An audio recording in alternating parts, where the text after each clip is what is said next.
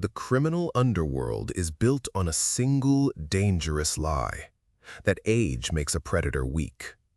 The Valerius Cartel believed that lie the moment they stepped onto my porch. They saw a grandmother, a quiet life, and a piece of land they wanted for their blood-soaked trade. They thought kidnapping my grandson, Leo, was a tactical move. They thought sending an army of 300 men to silence me was an overreaction. But as they stare into the black smoke of their burning tanks and the empty eyes of their fallen soldiers, they finally realize their fatal error. You don't hunt the desert ghost. You only wait for her to find you. My name is Elena, and today the desert will swallow an army whole. The air in the high desert of Arizona doesn't just shimmer, it cuts. It is a dry, punishing heat that bleeds the life out of anything not born to survive it. For 10 long years I had embraced that silence. I had traded my suppressed rifles for gardening shears and my tactical maps for the bedtime stories I read to my 7-year-old grandson, Leo. To the world, I was Elena Miller, the quiet woman on the hill who kept to herself. But the Desert Ghost was a name buried under layers of classified files, ghost-written reports, and forgotten battlefields. I thought I had earned my peace. I was wrong. It started as a low hum on the horizon, a sound my ears recognized before my mind could process the threat. It wasn't the erratic vibration of a civilian vehicle or the distant drone of a crop duster. It was the synchronized, heavy metal roar of diesel engines and the rhythmic metallic clatter of reinforced chassis. A convoy of black armored SUVs and heavy transport trucks was tearing through the sagebrush, kicking up a dust trail 3 miles long, headed straight for my front gate. Leo, go to the cellar. Take your noise-canceling headphones, put on your favorite movie, and do not come up until I call your name exactly 3 times. Do you understand me? I said. My voice was steady, but it had shifted. The warmth of a grandmother had vanished, replaced by the cold, hollow resonance of a commanding officer. Leo looked at me, his eyes wide with a mix of confusion and absolute trust. He didn't ask questions, he didn't hesitate. He ran. I stepped onto the porch just as the lead Humvee skidded to a halt, spraying a wave of grit against the wooden stairs. A man stepped out, his tactical gear looking pristine, too new to have seen a real trench. He walked with the arrogance of a man who believed a gun made him a god. This was Marcus Vane, the Valerius Cartel's lead enforcer. Behind him, dozens of mercenaries poured out of the vehicles, leveling rifles at my windows. "Elena Miller," Vane shouted, his voice dripping with unearned pride. "The deed is signed. The local judges have been paid, the HOA is in our pocket, and your property is now a logistics hub for the Valerius family. You have 60 seconds to walk away, or we bury you under this porch and let the coyotes finish the job." I didn't argue. I didn't beg for my life. I stood there, eyes tracking, measuring the wind speed by the rustle of the dry grass and noting the exact positions of the snipers in the trucks. I was already calculating the trajectories. "The boy comes with us," Vane added, his eyes shifting to the house with a cruel glint. "A little insurance to make sure you don't find a conscience and talk to the feds in the city." That was the moment the world shifted. The peace I had fought so hard for shattered like glass. Before his men could even reach the first step of my stairs, I moved. It wasn't a struggle. It was a surgical application of violence. In 4 seconds, 2 of his men were on the ground, one with a shattered larynx, the other with a crushed knee. But I was one woman against a sea of leveled barrels. They forced me back, pinning me down as they dragged a screaming Leo into the back of an SUV. Vane sneered at me as he climbed back into his vehicle. "You want to play war, old lady? Fine. We're coming back in 2 hours with enough firepower to level this mountain. Consider this your final warning." They sped away, leaving me in a choking cloud of dust and the loudest silence I had ever heard. I didn't scream. I didn't weep. I walked back into the house, pushed aside the heavy oak bookshelf in my study and pressed my thumb against the biometric scanner hidden in the wood. The steel door hummed as it slid open. The Desert Ghost was back. I suited up with the muscle memory of a professional. The tactical vest felt like a second skin. I reached for the small wooden photo frame of Leo, the one seen in my gear, and secured it into the front pocket of my rig. Every time I looked down, I would see his face. Every time I pulled a trigger, I would remember why. I spent the next 3 hours turning my ranch into a tomb. I didn't just set traps, I designed a psychological nightmare. I knew their army would come with numbers, ego, and heavy armor. I would meet them with shadows, precision, and the terrifying realization that they were no longer the hunters. As the sun began to dip, casting long crimson shadows across the valley, they arrived. It wasn't just a squad, it was a full-scale private army. 300 mercenaries, light tanks, and armored personnel carriers. They thought they were invading a house. They had no idea they were entering a kill zone that had been calibrated to the millimeter. I sat on a ridge a mile away, my suppressed rifle resting on a bipod, my eye fused to the optic. I watched them deploy. I watched them laugh and smoke, thinking they were the kings of the desert. "They sent an army to kill one woman," I whispered into the wind, my finger resting on the cold metal of the trigger. "They should have sent more." I squeezed. The lead transport's fuel tank erupted in a magnificent ball of fire, instantly cutting off their only retreat. The war had begun, and the Desert Ghost had plenty of ammunition. The desert floor doesn't just get cold when the sun vanishes, it turns into a tomb. As the last sliver of orange light sank behind the jagged peaks of the mountains, the black smoke from the burning lead transport truck began to blend with the thickening darkness. The Valerius Cartel's private army, once a confident, swaggering force of 300, was now a confused mass of silhouettes illuminated only by the flickering orange tongues of the fire. Vane was screaming into his radio, his voice cracking with a mixture of rage and the first tremors of genuine fear. "Form a perimeter, thermal optics on. I want every square inch of those ridges scanned. She can't just disappear." He was wrong.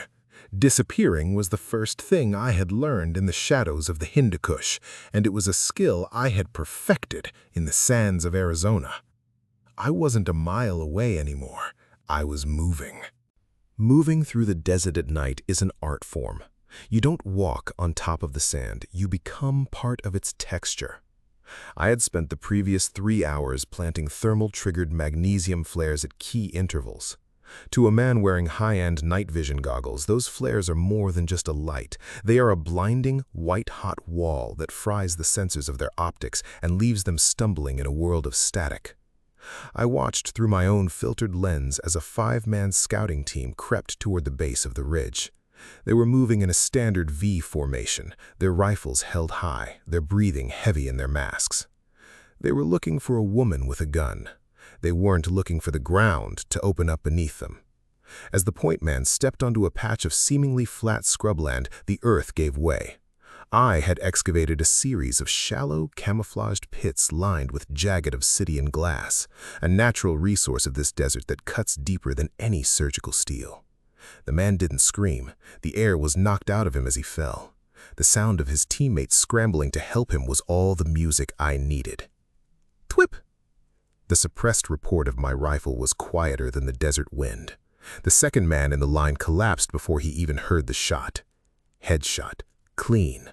Precise. I wasn't just killing them, I was harvesting them. "Contact! West Ridge!" one of them finally managed to shout. Immediately, the armored personnel carrier in the center of the convoy pivoted its turret. The heavy machine gun began to spit lead, chewing up the rocks where I had been standing 30 seconds ago. They were wasting thousands of rounds on a memory. I was already 50 yards to their left, tucked into a natural crevice in the limestone. I reached up and touched the photo of Leo tucked into my rig. The plastic of the frame was cold, but the image of his smile felt like a furnace in my chest. "They think numbers protect them, Leo," I whispered, my voice lost in the roar of their frantic gunfire. "But numbers only make the panic spread faster." I pulled a small modified remote from my belt.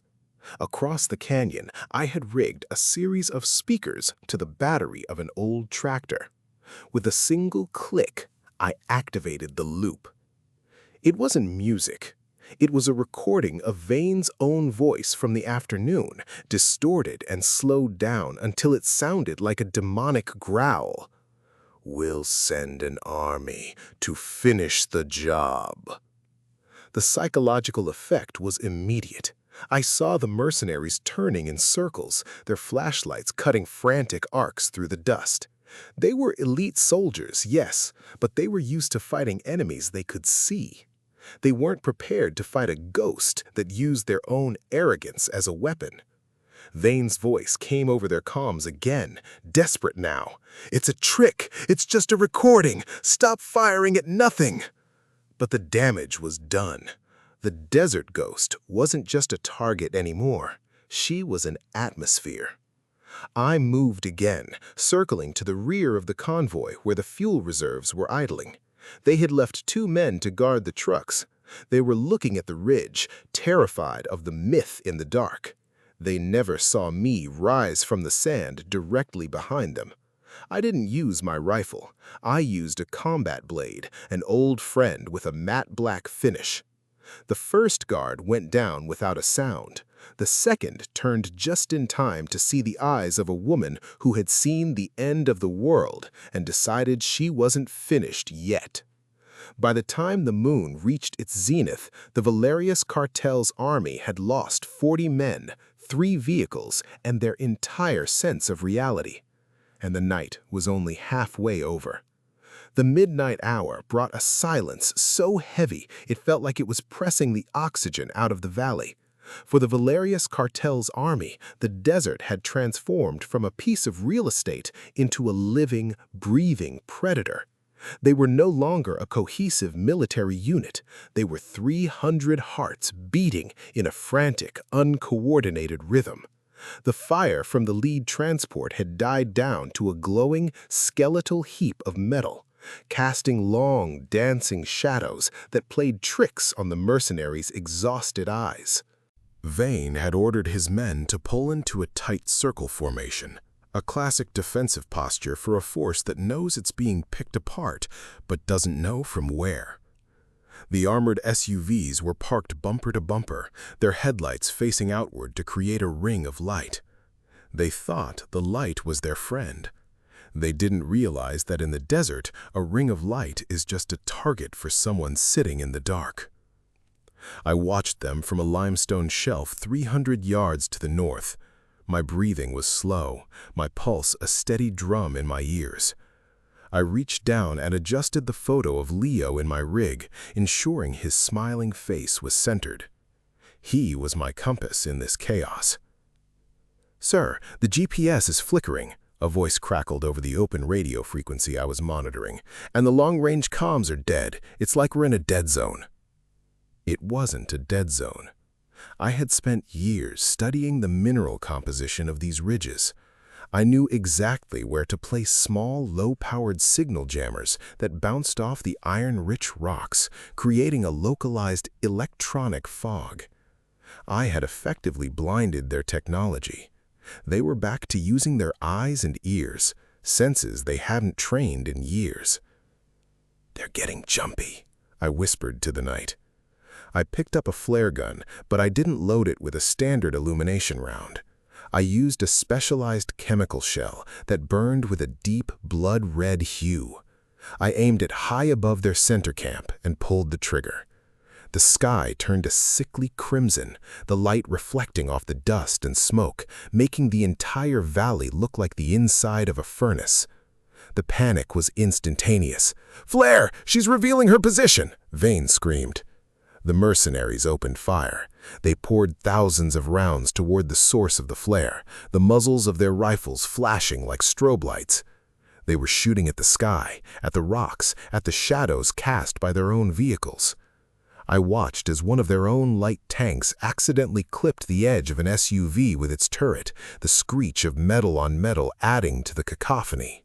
I didn't fire a single bullet during their outburst. I let them waste their ammunition. I let them burn through their nerves. When the shooting finally stopped, the silence that followed was 10 times more terrifying. The red glow of the flare faded, leaving them in a darkness that felt thicker than before.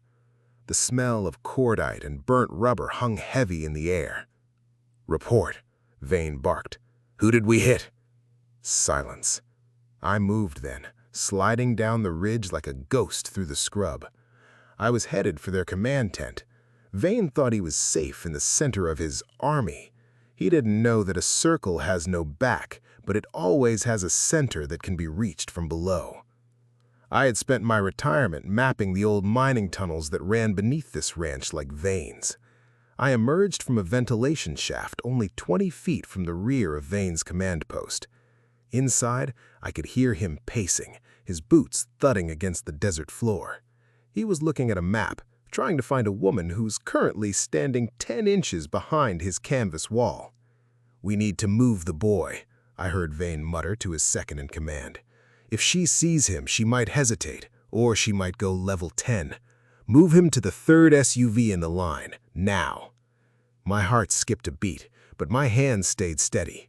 They were moving Leo. This was the opening I needed. I didn't attack Vane, not yet. I needed to let the army believe their commander was still in charge, while I dismantled the pieces around him. I slipped away as quietly as I had arrived, melting back into the shadows of the mining shaft. By the time I reached the surface again, the moon was beginning its descent. The mercenaries were nodding off, their fingers twitching on their triggers.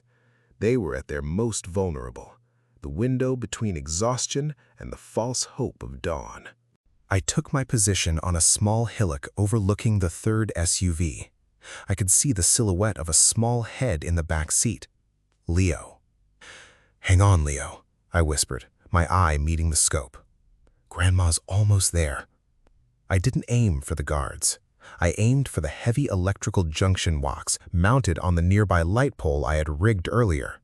One shot. The entire perimeter of headlights went black. The screaming started again, but this time it was different.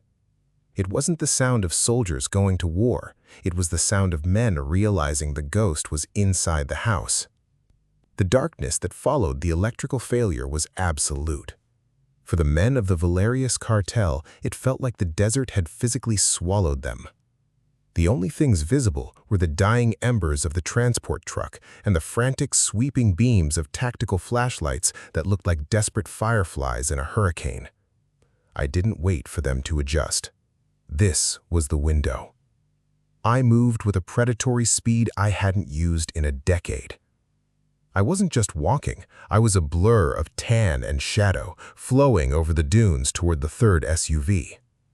The mercenaries were shouting, their voices high-pitched and jagged with panic. They were firing blindly into the air, terrified that the ghost would descend from the sky. "Check the boy! Secure the package!" Vane's voice screamed from the darkness. He sounded like a man drowning. I reached the perimeter of the SUVs. 2 guards were standing near the rear door of the 3rd vehicle, their rifles shaking as they scanned the horizon. They were looking for a threat a mile away. They never expected me to rise from the sand at their very feet. I didn't waste a bullet. I used the butt of my rifle and a series of rapid, localized strikes. The first guard went down with a muffled groan. The second tried to turn, but I caught his throat, silencing his alarm before it could leave his lungs. I laid them quietly in the dust. I reached for the door handle. My heart was thundering against my ribs, nearly drowning out the sound of the distant gunfire. I pulled the door open. There he was. Leo was huddled on the floorboards, his noise-canceling headphones still firmly over his ears, his eyes squeezed shut. He was brave, just like his father had been. I reached in and touched his shoulder. He flinched, but when I pulled him into the faint light of the moon, he saw my face. He saw the desert ghost, his grandmother. "Grandma," he whispered, his voice trembling. "I've got you, Leo. Not a word," I breathed. I quickly unbuckled his seatbelt and pulled him out. I tucked him low against my side, using my own body as a shield. But the army wasn't finished. Vane had finally realized the silence at the SUV meant he was losing his leverage. "Flares! Light 'em up now!" A dozen white phosphorus flares hissed into the air, turning the night into an artificial blinding noon. The light caught us. "There! By the SUV! Open fire!" The world exploded in a hail of lead. I dove behind the reinforced engine block of the SUV, pulling Leo beneath me. The sound of bullets hitting the armor plating was like a rhythmic hammer. Thud, thud, thud. They were desperate now. They didn't care about the boy. They only cared about killing the legend that had humiliated them. I looked down at the photo rig on my chest. The glass was cracked from a stray piece of shrapnel, but the image was still clear. It was a reminder that I couldn't just be a ghost anymore. I had to be a fortress. "Leo, stay behind this wheel. Do not move until I tell you," I commanded. I rose up just enough to see the field. The light tanks were repositioning, their heavy barrels lowering toward our position. If they fired, the SUV would be a coffin. I had to take out the armor. I reached into my bag and pulled out a specialized anti-tank mine I had modified with a magnetic thrower. I didn't need to plant it, I just needed to get it close. I waited for the tank to lurch forward, its tracks grinding the sand into dust. With a burst of adrenaline, I pivoted from behind the SUV, leveled my rifle, and fired a single shot into the tank's external fuel canister. As the small explosion distracted the crew, I lunged forward and threw the magnetic mine. It latched onto the turret with a satisfying clack. I dove back toward Leo just as the charge detonated. The shockwave rolled over us, hot and violent. The tank didn't just stop, it erupted, its ammunition cooking off in a spectacular display of pyrotechnics that sent a column of fire 100 feet into the air. The mercenaries fell back, the sheer scale of the destruction breaking what was left of their spirit. "She's a demon!" someone screamed. "We can't kill her!" I grabbed Leo's hand. "Now, Leo, run for the tunnel." We sprinted through the smoke and the fire, the desert ghost leading her grandson through the graveyard of an army that had made the mistake of waking her up. Vane was still out there, screaming for his men to stand their ground, but they were no longer listening. They were survivors now, and they knew the only way to survive was to get away from the woman in the desert. The air in the mining tunnel was cool and smelled of damp earth and old iron, a sharp contrast to the sulfurous heat of the battlefield above. I led Leo through the narrow passage, the beam of my tactical light cutting through the darkness. I could hear the muffled thuds of explosions and the frantic shouting of the remaining cartel forces fading behind us. They were still fighting shadows in the smoke, terrified that every flickering flame was my silhouette. "We're almost there, Leo," I whispered, keeping my hand firm on his shoulder. My eyes darted to the cracked photo on my rig. The mission had changed from an extraction to an escape, but the desert ghost wasn't finished with the Valerius Cartel just yet. To ensure they never came back, I had to cut off the head of the snake. We reached a heavy iron grate that led to a concealed exit near the ranch's old water tower. I peered through the slats. The desert was illuminated by the orange glow of 3 burning tanks and a dozen smoldering SUVs. The army was in tatters. I saw groups of mercenaries abandoning their posts, fleeing into the dunes on foot, their gear discarded in a desperate bid for speed. They had seen enough. But Vane was still there. I could see him near the center of the wreckage, his face illuminated by the fire. He was holding a flare gun, screaming at a handful of loyalists who remained. He wasn't a commander anymore. He was a trapped animal, realizing that his unstoppable force had been dismantled by a single ghost. "Stay here, Leo. Don't move until I come back for you. This ends now," I commanded, my voice dropping to a low, lethal hum. I slipped out of the grate and melted into the shadows of the water tower. I didn't use my rifle this time. I wanted Vane to see me. I wanted him to understand the magnitude of his mistake before the desert claimed him. I circled wide, moving through the skeletal remains of a burnt-out transport.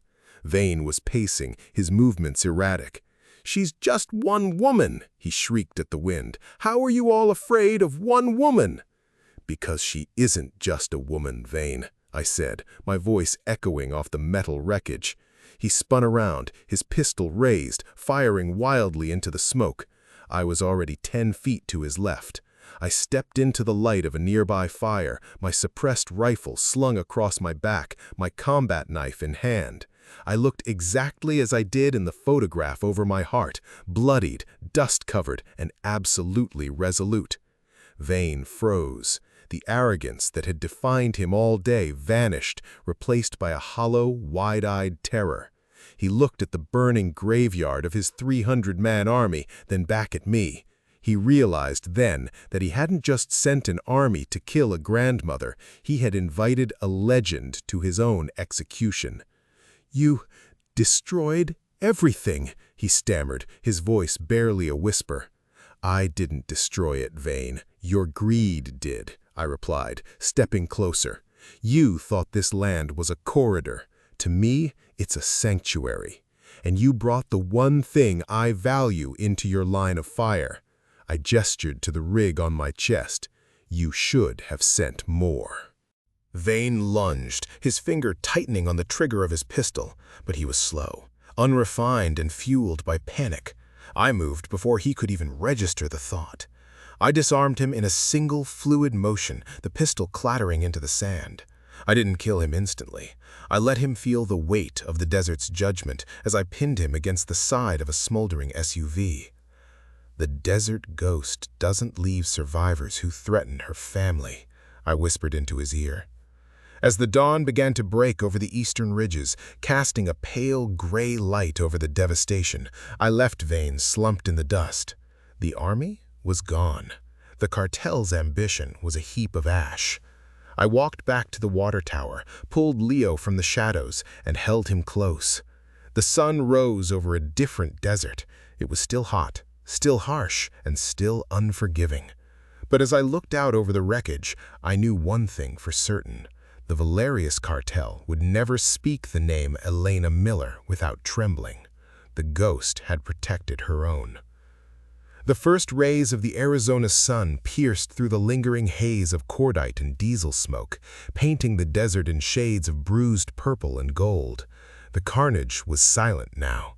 The once mighty convoy of the Valerius Cartel lay scattered across the valley like the broken toys of a giant. 300 men had marched into these dunes with the arrogance of conquerors. Only a handful of broken survivors were now limping toward the horizon, haunted by the memory of a woman they could never truly see. I sat on the edge of my porch, my rifle resting across my lap, its metal barrel still warm to the touch. Leo sat beside me, wrapped in a heavy wool blanket, watching the sun climb over the ridges. He didn't look at the burning tanks or the wreckage. He looked at me.